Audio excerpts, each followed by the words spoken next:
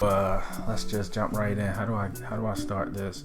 All right, so this is going to be a follow-up to my last video. Yeah, I didn't expect the video to be like received so well and to get so many comments. So I'm gonna reply to those comments real quick, and some of the good ones, and some of the talk about some of the bad ones before I get into the video. But this video is basically going to be about a post-mortem for Starfield. Okay, like as the days have been going by, I was looking at Starfield news and videos about like the bugs and stuff like that, and I don't know, Starfield is like big in the news, so I'm still having that like regret of refunding the game. As I said in the last video, I was so excited to actually be able to play this game, and I got sucked into the hype. I had super high anticipations of it being great. I was crazy let down, like, hey, you know, anyway, let's get to the comments, and I'm gonna reply to the comments because y'all are tripping. So no, you know what, first of all, I want to say so many good comments came through on my video, yo. Really appreciate all of the engagement. People like talking in the comments, I'm talking back. I didn't expect none of that, to be honest, but it you know, it's good to hear from y'all and to hear your opinions on the game. Kind of validated some of my points, and so let's jump right into like some of the positive comments. One of the best ones was Show Me the Facts 4061. He says, menu field, even if you head to the lodge after the mission, black screen, talk to a boring NPC, head back out, black screen, run to the train, cutscene, run through buggy frame rate, drop to the ship bypassing all the eyeballing NPCs. Now you ran to your ship to yet load another black screen, go to your cockpit, sit down and load another cutscene, jump to space, then what? You're going to fly to the planet. No, you have to load another cutscene into a warp, which, get this, loads another cutscene. All right, so you know where you're going with this, man. Basically saying like there's a ton of cutscenes in this game, and I agree. And but I'm gonna tell you straight up, that wasn't even why I stopped playing the game. I was able to like get around that stuff, right? I was just like, you do the little like warp. I was like, all right, forget it. I already seen that my ship take off, and it's, you know, I seen the ship grav jump. I guess I ain't seen that enough, so I'm good. A lot of people was complaining about that. I agree with the complaint, but it wasn't even the main reason why I stopped playing, because I knew I could circumvent it. Let me jump to another one. I know the fanboys or those with buyer's remorse won't admit it, but Starfield is just Fallout 5 in space. I feel that because that's exactly what I felt when I'm like going to one of those little outposts or whatever. You feel like you know, you're scavenging just like in Fallout. You're just shooting, okay? The melee was weak sauce, not gonna lie. Like, it just was not fun. It was slow, clunky. It'd be cool, like, what if you just had like a special attack, a spin attack, or a stab or something, you know, like vertical attack, horizontal attack, stab, you know what I mean, something, anything. But yeah, it really felt like people were saying it was a Fallout 4 mod. It felt like Fallout 4 plus. That's what it felt like Super Fallout 4. And if it was that, I would have took that. I would have probably played that. I would have probably dealt with that, because you're still on probably like the same map. Walking makes sense, which it doesn't in space. When you're surveying planets. So somebody said, I refunded this game and hopped straight back on No Man's Sky. Imagine a near decade old game created by an indie studio outdoing a recent title created by a AAA studio in almost every way. There it is. So yeah, I've been playing No Man's Sky 2. I'm gonna jump back into it. I'm playing it on my free time. I got it on Steam Deck. I think it's a good time, but I know why I want to play Starfield. Like, it doesn't replace, like, No Man's Sky didn't replace Starfield because of all of the, you know, interactions you can make with like other humans and stuff, and all of the like quirky side missions and stuff that I was really expecting to get into. Yeah, but they made it was such an unexpected reduction in quality. So And I feel like my money is worth more, my time is worth more than what they are expecting, right? If I catch it on sale, or if they mod that joint so you get like a Back to the Future skateboard when you're on a planet or something like that, there you go. We back on, Starfield. But yeah, also, man, I don't even think I mentioned this, but it's okay, man. To be honest, people are probably feeling buyer's remorse now because, hey, Bethesda's selling this game for $100 if you want to play it early, which everybody did. However, they, $10 for Game Pass, and people are beating it within 25 hours. So it's like, you can literally say, hey, give me $10, play it on Game Pass. You've experienced it for $10 versus somebody who spent $100. Yeah, people aren't, feel like you're not getting value for your money. The problem with people who purchase the game, especially on consoles, is like they're stuck with the game. That's what I've been noticing. That really sucks, because if the game is bad, I know when you go to GameStop, you take that joint out the plastic, you can't even return it.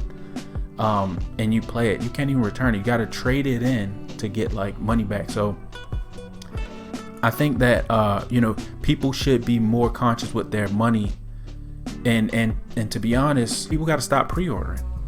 No disrespect to the consumer, but the consumer, think about your your time that you're spending. Be more cautious, and don't let these these companies trick you. You know what I mean? All right, so let me get some of the bad comments. I'm trying to get better at my video time, so I'm trying to fly through this anyway. All right, so Mad God Loki, I don't even want to get to this one yet because I got a lot to say about this one. I want to go to one of the first ones when I dropped it. Motivators of the Heart 0007 says despawn him. I don't know what that means, but I guess it's like less than positive. Is he trying to despawn me? You just despawn? Or you talking about Starfield? Like, because a lot of people be despawning. They despawn that self. Don't worry about that. Charles Williams 8335 says it's not for you. Yeah, that's crazy. I think the 4 is in bold. Type of thing.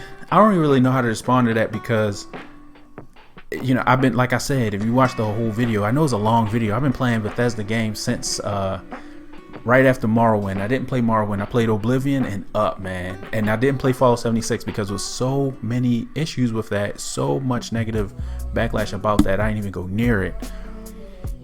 So I would be considered a Bethesda fan. And I'm sure Todd Howard said, okay, if Bethesda fans, right? I'm making a game for Bethesda fans. This game is for you, right? So it was supposed to be for me, but now it's not. And I guess that's all I'm gonna say about that.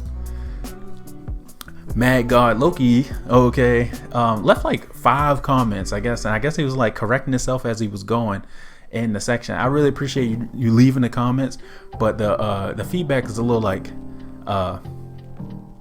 it's a little shallow, right? So you want to maybe think about it a little thoroughly, be a little more critical. So he says his first one is like, are you kidding me? Your issue with the game is Barrett gave you a ship and told you to go to Constellation. Did you play the game past that point? LOL. This is like the guy who heard a review and found reasons to complain. Nah, man. So basically I did play past that, right? I did. I don't know if you noticed, I put 9 hours into the game. I played past that point, and I went with Sarah Morgan. Actually liked the Sarah Morgan character too. I mean, I was like, look, don't get me started. I felt like that was a chance for America to have like an American waifu. You know what I mean? There's always like Honkai Star Rail and all these like anime Korean games that have the waifus on there, and they're like all anime looking, right? Imagine like having like an American like looking, just a regular person. I don't know, man. But anyway, Starfield was my game where you could kind of like role play into that and just have like a cool crew. I actually wanted to have more than just one person following you around on the world.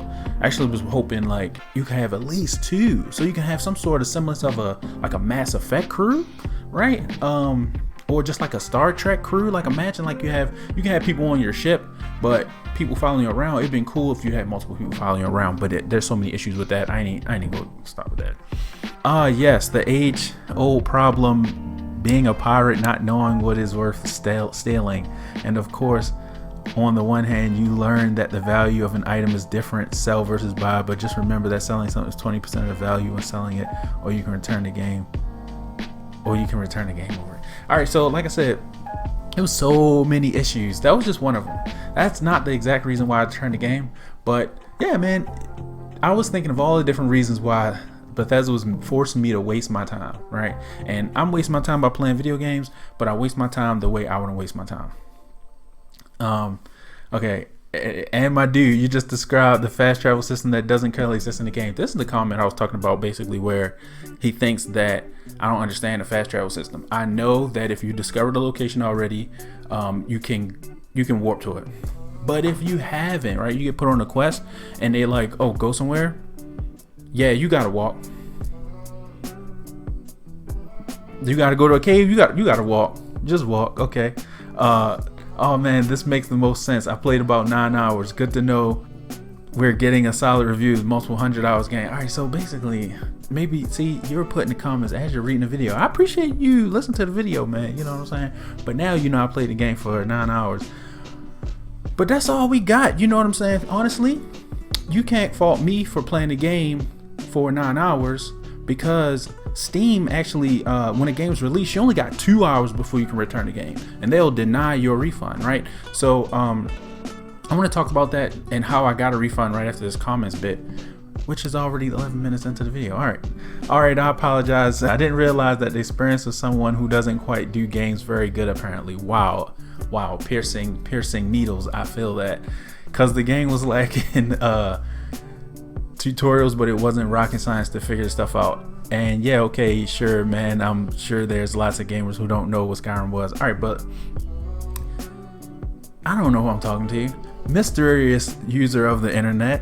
I know there are tons of tutorials inside the inside the Starfield new game dropped last week. In the settings, ton of tutorials, and I went through them. The thing is, I couldn't play the game without them. Like, I had to go in, if I want to do something specific, I had to figure out like, let me go to the tutorials and look back and see. Not everything in the game was hard, but you wanted to know like certain caveats about certain features and stuff like that. Yeah, like for instance, grav jump in and stuff like that, and crew assignments, and yeah, I had to go through the settings. I don't think it was like the hardest game to play though. It's just some things are easier to explain than others. Some things you learn through just gameplay. Some things are kind of niche and you gotta look through menus, look through settings. So that was the most controversial comment. I really, like I said, I appreciate the putting the comments in there and having your say. I appreciate the feedback, the replies. But yeah, all right. Now let's jump into the actual postmortem, right? Why I don't want to play this game. How did I get a refund? I was like, one day I just jumped on YouTube and I saw, basically I'd be watching Asmongold. Asmongold dropped a video about Quinn. Well, he watched Quinn's video where Quinn 69 refunded Starfield after playing it for 25 hours, right? I was mad. Not mad. I wouldn't say mad. I was like, whoa, you know what I'm saying? That's crazy. That's crazy, because I wasn't having fun either. Right? I wasn't having fun either. If he can return the game, I'm about to try this. So it took me like a day. I put in a refund and I was just sitting there watching it like, man, is it going to get approved? Next day, yeah, they said it was approved. The money refund was pending in my account. I was like, all right, bet. Wipe my hands, pop, moved on. So that's how I did it and why I did it. Okay, I think like I said, what's so weird about Starfield in particular, and how this pre-release stuff happens, like usually you're not able to refund the game.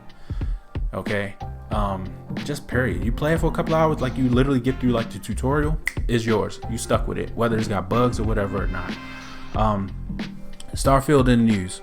So yeah, Starfield's been crazy in the news, right? So lately I've been kind of mad that I haven't been able to participate in that whole, experience of Starfield. So I check it out on YouTube. I look at, like, that's where I get my news from mostly, and I've been seeing, like, it's listening to podcasts, right?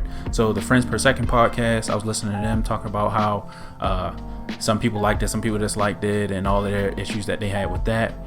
The main story gave me quests where there was a whole stretch of quests where I did nothing but talk for 3 hours. That was all the quest was. It was so interesting. And then I beat the game, and then you probably heard this discourse a lot, where it's like, that's when the real game starts. That's what Pete Hines said. What does and it's that crazy mean? to me that he said. It's crazy to me that he said that, because I knew exactly what he was talking about, and I was like, why are you saying that now? But I guess the cat's out of the bag. But yeah, it was after the credits rolled, and I was like, the entire game makes sense now. Like, the entire structure of the quests. I looked at Charlie's videos at Moist Critical, his official podcast with they were debating Starfield. Super Mario Wonder is a game I'm very excited for, and I've watched the trailers and all that stuff, and I think it looks fantastic. It's got a lot of personality. It looks like a ton of fun. I'm not going to buy it just going, it's a new Mario. Whatever. And I think Bethesda, for some reason, that's just how people treat it, and they still buy it, and it just incentivizes them to just make the same thing over and over and over again. The people buying the game and loving it at the moment are Bethesda fans, though. They go in excited for a Bethesda experience. They want that. Yeah, I guess I just don't like people's taste. And I wonder what's wrong with them. I mean, it's fair. Yeah. Yeah. What was your biggest problems with the game, Charlie? It's just I've played this game 1,000 times from Bethesda already. I just would have liked more. Like I said, there's nothing in it that I think is bad, except the main storyline. The main storyline is actually fucking horrendous from everything I've played. I'll give you an actual gigantic fault. You cannot run the game on a hard drive. You have to have an SSD or the game literally won't work, and they never said anything about that. Which doesn't... And yeah, so Charlie itself, I follow him, real good YouTuber. He didn't like it. He thought it was super boring. That was one of the points too that I had, that it was boring. Okay, game was boring. I think that is a bad thing. Okay, if you playing a boring game, it's a bad thing. There's certain games that are like not your ideal genre. Certain games that are like a different type of vibe, might have a different theme or something like that. But this was supposed to be space exploration, action, with combat. Anyway, it was too boring for what it was even marketed to be, I think, and I think that was what really messed it up for me. Yeah, and then in this bit I'm going to include a few bugs, so enjoy that. Okay. The game it's super buggy. All right, I ain't even going it's super buggy in so many different ways. I think the media coverage was like busy for Starfield because of all of the bugs as well, all of the the polarized opinions about the game, the bugs, and then some of the weird ways that you could circumvent the game's AI. Like, for instance, if you build a ship with no center of mass, that was the biggest thing. I was like, what? If you build it with no center of mass, then the enemy ships can just shoot through you. You'd never get hit anymore, and then you don't. There's difficulty deleted. The game is then outsmarted. So I thought that was discouraging. That was bad, right? I was like sad. Okay. I also even considered getting it on, like getting Game Pass just to play it for like 1 month and then refunding Game Pass, like $10. I probably put $10 to a Starfield, but I don't really think I'm doing that anymore. Yeah, what I've been playing instead, right? I've been playing Baldur's Gate 3. I've been playing that. So I didn't really know how this video was gonna be formatted, but I'm about to show you a clip of the exciting intro of Baldur's Gate 3. Yo, it ain't that much of a spoiler, you feel what I'm saying? So this the warning. If you don't want no spoilers for Baldur's Gate 3, I guess click off this video, but check this out, how excited it is.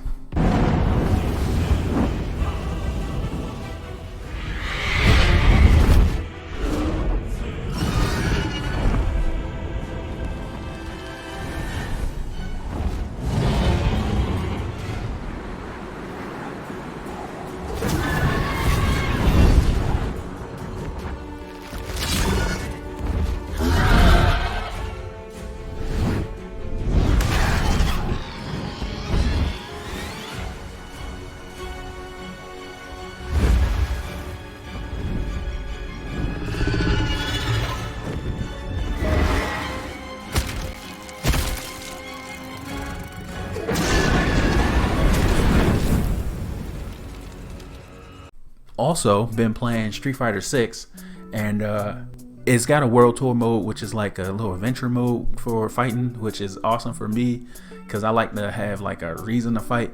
But ultimately, I guess this is my wrap-up piece. Okay, I wrote this down. I got a little bit of a script now. All right. Content creators are milking the buyer's remorse for the game. I already talked about that, I think.